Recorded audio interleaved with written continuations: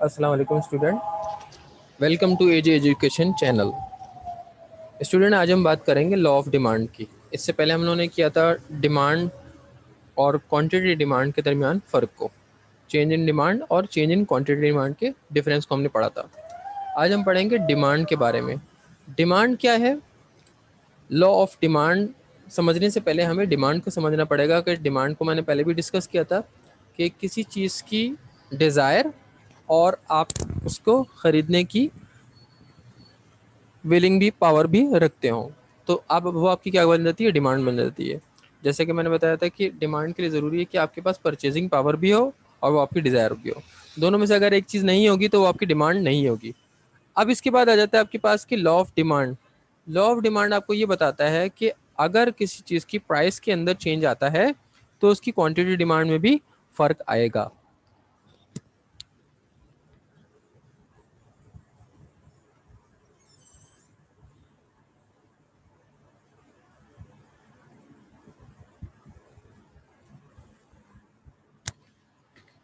तो इसको हम क्या कहेंगे? Law of demand. If the price of goods fall, the quantity demand increases and decreases with a rise in price but other factors remaining the same।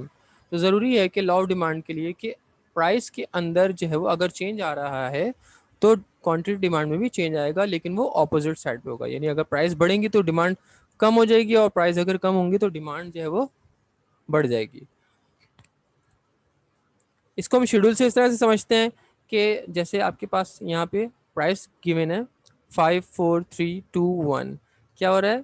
Prices जो है वो कम होती चली जा रही हैं यूनिट्स की, तो क्वांटिटी डिमांड क्या हो रही है? स्टेप बाय स्टेप इंक्रीज हो रही है।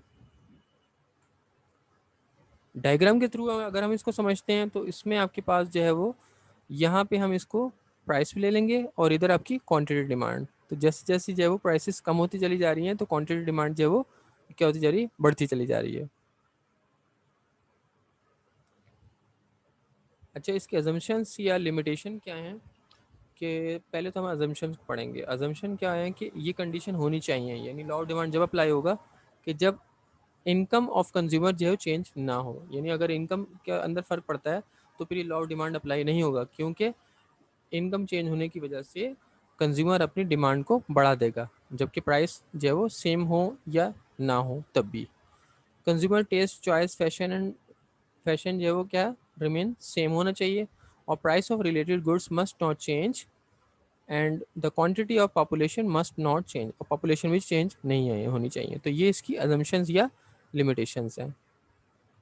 एक्सेप्शंस क्या है इसकी? के लॉ ऑफ डिमांड की के कुछ चीज़ों पे ये अप्लाई होता ही नहीं है, जैसे कि इन्फीरियर गुड्स हैं, बहुत ही मामूली चीज़ है, सॉल्ट, मैच बॉक्स।